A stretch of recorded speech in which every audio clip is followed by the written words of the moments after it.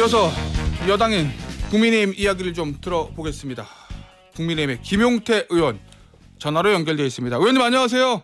네, 안녕하세요. 경기 포천가평 김용태입니다. 의원님.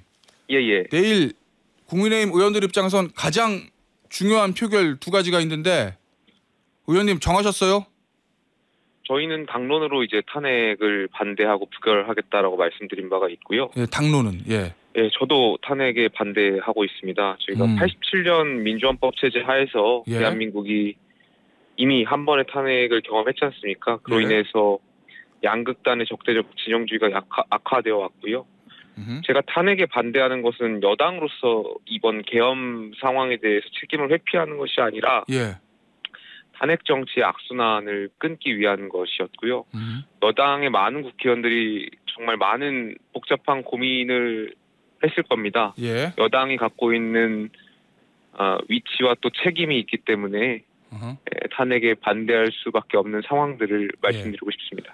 비상 계엄 선포에는 반대하지만 탄핵도 반대한다. 이런 입장이신 거잖아요. 예, 그렇습니다. 예. 의원님.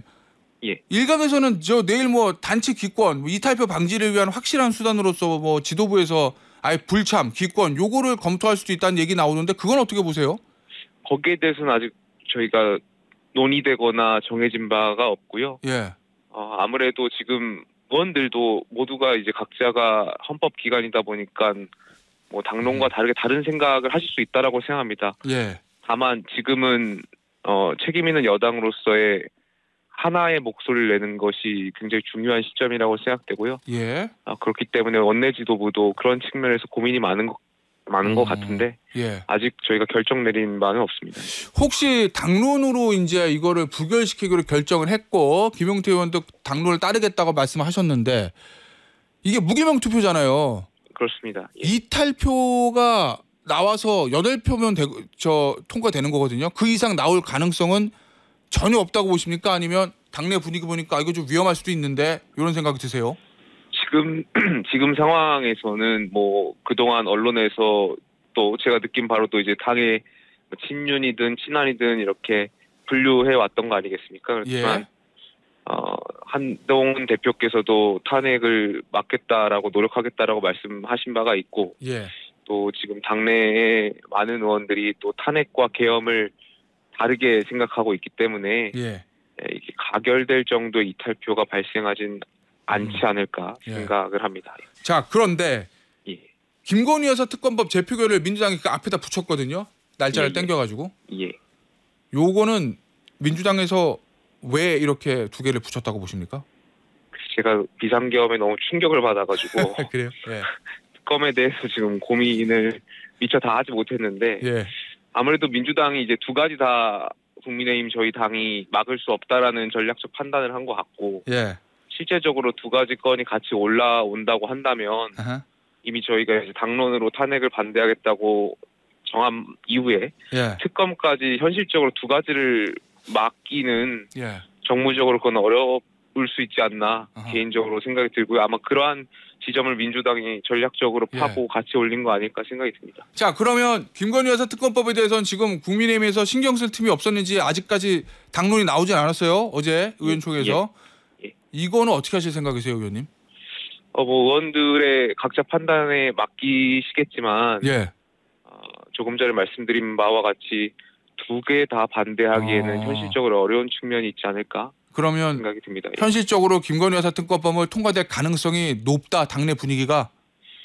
뭐 그거는 저희가 오늘도 이제 의총을 통해서 좀 더 들어봐야 되겠지만 개인적인 제 입장으로는 두 개 다 막기는 어렵지 않을까 현실적으로 그러면 그렇게 생각합니다. 지금 뭐 비상계엄 이전과 이후의 상황이 완전히 180도 달라졌기 때문에 그 지금 정말 비상 상황이 돼버렸잖아요. 그래서 여기에 대해서는 뭐 당내 의원들이 아직 저희가 의총에서 특검에 대한 논의를 이후에, 그러니까 비상계엄 이후에 논의를 제대로 하지 못했습니다. 비상계엄에 관한 논의를 주로 계속 해오다 보니까 여기에 대한 좀 더 의원들의 공론화된 자리가 필요할 것 같습니다. 일단 지금 현재까지 의원님 입장은 김건희 여사 특검법은 찬성, 탄핵안은 반대, 요건 거죠?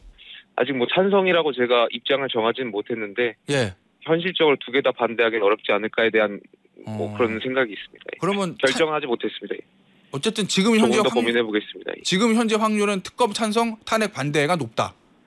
확률은 확률로 표현하기 좀 그렇고 예. 좀 더 고민해 보겠지만 대체적으로 그런 고민들이 있습니다. 알겠습니다.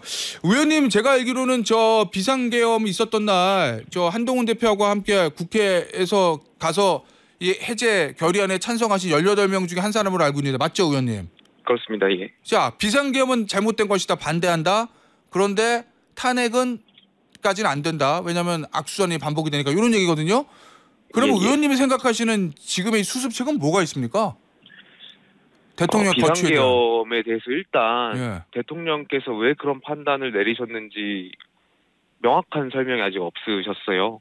물론 이제 야당의 횡포를 말씀하셨지만 그걸로 비상계엄이 정당화될 거라고 생각하는 국민들도 없으실 거고 비상계엄 자체가 정당화될 수가 없죠. 그렇기 때문에 대통령께서 다른 어떤 원인으로 인해서 비상계엄을 일으키지 않았을까 하는 상식적인 가설이나 추측을 하고 싶은데 거기에 대한 입장 표명이 좀 있어야 되지 않을까? 정말 비상계엄을 일으킨 정말 대통령이 판단한 공공의 안녕의 질서를 해칠 만한 상황이나 사건이 무엇인지 그 입장을 좀 듣고 판단을 좀 하고 싶습니다. 그러면 대통령의 그 비상계엄을 선포할 때 그 담화문에 있었던 내용으로는 나는 전혀 납득이 되지 않는다. 다른 이유가 있으면 밝혀달라 이런 말씀이신 거죠? 저만 납득이 안 되는 게 아니라 대다수의 국민들께서 납득하시기는 어렵지 않을까 생각이 듭니다. 자, 일단은 어제로 예정됐던 그 추가 담화문은 대통령이 탄핵안 표결을 의식해서 그런지 연기를 취소를 했는데 지금 보면요, 의원님 국민의힘에서 나오는 얘기가 탄핵 반대는 당론이에요. 자, 한동훈 대표, 윤석열 대통령 탈당, 안철수 의원 하야, 그다음에 어제 김재섭 의원을 비롯한 5명의 초선 의원들은 임기 단축 개헌 요거거든요. 의원님은 이 중에서 어느 쪽에 좀 방점을 찍고 계십니까? 탄핵은 반대하고 그 이후에? 저희가 당연히 비상계엄에 대한 상황 설명을 일단 들어야 될 필요가 있고요. 그다음에 지금 현재 그 야당 횡포로 비상계엄을 일으켰다라는 전제 아래서는 어쨌든 대통령께서 정치적인 책임과 법적 책임을 다 지셔야 된다라고 생각하고 있고요. 다만 정치적인 책임이 무엇이 될지는 당내에 다양한 의견들이 언론을 통해서 표출되고 있는데 지금은 어쨌든 당이 위기인 상황에서 한 목소리를 내는 게 중요한데 언론을 통해서는 저희가 다양한 의견들이 계속 나오고 있는 거 아니겠습니까? 이 말을 반대로 말하면 의원총회라든지 이러한 공론화된 자리에서 지도부와 의원들 간의 소통이 부족했던 거 아닌가를 방증하는 것 같고요. 여기에 대한 더 공론화된 자리가 필요하다고 생각되고 있고 제가 생각하기로는 정치적 책임을 다하기 위해서는 지금 전제 조건 아래서 질서 있는 퇴진에 대한 로드맵을 저희가 준비해야 되지 않을까 생각이 듭니다. 그럼 질서 있는 퇴진이라는 거는 안철수 의원이 얘기했던 스스로 내려온 하야랑 좀 비슷한 거네요? 그걸 말씀드린 것은 아니고요. 다양한 어떤 방법이 있을 수 있다고 생각됩니다. 여기에는. 그러면 의원님 질서 있는 퇴진 중에 하나가 예전에 박근혜 전 대통령도 이제 탄핵 통과되기 전에 요 얘기가 잠깐 나왔었는데 임기 단축 개헌 요것도 일종의 광의의 질서 있는 퇴진일 수도 있잖아요.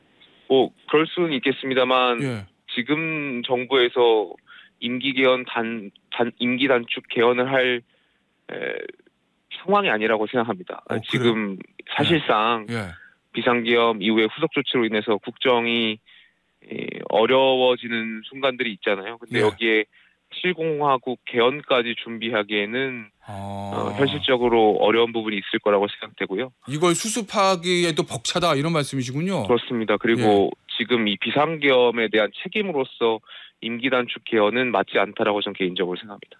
그러면 어제 김재섭 의원을 비롯한 5명의 초재선 의원 기자회견에 동참하지는 않으셨잖아요. 초선 의원. 혹시 제안은 있었습니까? 김용태 의원도 같이 하자고? 제안은 있었습니다만 지금 제가 말씀드렸던 내용적인 측면에 대한 생각이 달랐던 부분도 있었고 그리고 조금 전에 말씀드렸던 것처럼 지금 이럴 때일수록 언론에는 하나의 목소리를 내는 것이 중요하다. 예. 이미 어제 우리가 당론으로 탄핵 반대에 대한 결정을 내렸는데 개별 의원이 또다시 입장을 내는 것은 저는 지금 상황에서는 좀 어려운 측면이 있겠다 해서 정중하게 양해를 구했습니다. 그분들의 의견 당연히 존중돼야 된다고 생각되고요. 다만 의원총회에 대해서 더 공론화된 목소리가 필요하다고 생각합니다. 자, 그럼 두 가지인데 하나는 저 의원총회에서 공론화를 시키는 게 맞다. 뭐 이거고 또 하나는 이 의원님 얘기를 가만히 들어보면 임기 단축 개헌은 윤석열 대통령의 정치적 책임을 묻기에는 부족하다. 이런 저 뜻으로 저는 들리거든요. 부족하다라고 볼 수도 있고 계엄에 대한 책임론으로 임기 단축 개헌은 내용적으로는 맞지 않다라고 생각을 합니다. 그럼 더 강한 게 와야 된다 말씀이신 거잖아요. 그죠? 더 강한 거든 뭐 낮은 거든 현실 그 내용적으로 맞지 않다고 생각합니다. 자, 그러면 대통령은 말씀하신 정치적 책임을 어떻게 져야 된다고 생각하십니까? 탄핵은 반대하셨어요. 임기 단축 개헌은 맞지 않다. 그러면 본인이 스스로 내려오는 거밖에 남는 게 없는데. 뭐 그것도 지금 상황에서 뭐 여러 가지 고민 중에 하나인 거고, 근데 결과적으로는 그런 것도 대통령께서 결단을 하시는 거잖아요. 근데 그 전제 조건은 어제도 저희가 뭐 계엄에 대한 대통령의 국방부 전 국방부 장관의 인터뷰가 나갔는데 부정선거인가요? 그 조작선거에 대한 의혹을 파헤치기 위해서 계엄을 일으킨 것처럼 이제 한 언론 인터뷰 매체를 제가 봤습니다. 그래서 일단 여기에 대한 국정조사가 필요하지 않나 좀 개인적으로 생각을 합니다. 그러니까 많은 그 계엄군이 국회보다도 선관위로 향했다라는 것은 이례적인 거잖아요. 뭐 그렇죠. 여기서 도대체 무엇을 확보했고 왜 이 계엄군이 선관위로 갔는지에 대한 국정조사를 통해서 뭔가 원인을 밝힌 다음에 그 후속에 대한 정치적인 책임을 내놓는 것이 책임 있는 여당의 자세라고 생각합니다. 전반적으로 대통령이 그렇기 때문에 제가 뭐 정치적인 책임에 대해서 딱 뭐다 이렇게 현재 상황에서 말씀드리는 게 뭐 국정조사라든지 청문회라든지 계엄 상황에 대한 원인을 좀 더 저희가 확인하고 그다음에 책임 있는 자세를 내놓는 게 필요하다고 생각합니다. 계엄의 전반적인 이유와 절차를 따지기 위해서 국정조사를 해보자 이런 말씀이에요. 그렇습니다. 알겠습니다. 그날 이제 계엄 해제 의결에 참석하셨어요, 의원님은. 그런데 이제 많은 의원들이 저 당사에 있어서 참석을 못했고 거기에는 원내 대표인 추경호 원내대표가 국회 당사 예결위 당사 이렇게 이제 한 4번 정도 장소를 바꾸면서 혼란을 가중시켰다 이런 언론 보도들이 있거든요. 그 부분에 대해서 추경호 원내대표가 좀 책임을 져야 된다 이렇게 보십니까? 뭐 전반적인 책임에 대해서야 추경호 원내대표께서도 본인의 거취나 본인의 직을 연연하지 않겠다라는 뉘앙스를 처음에 의전총회 때 말씀하셨고요. 근데 지금은 원내대표에 대한 책임을 묻기보다는 이 상황을 어떻게 수습할 것인가가 더 중요한 문제 아니겠습니까? 그래서 그러한 것을 먼저 선행된 뒤에 원내대표에 대한 책임은 뭐 구체적으로 본인께서도 말씀하신 바가 있기 때문에 그건 본질적인 문제는 아니라고 생각합니다. 알겠습니다. 오늘 인터뷰 여기서 마무리하도록 하겠습니다. 지금까지 국민의힘의 김용태 의원이었습니다. 의원님 감사합니다. 감사합니다.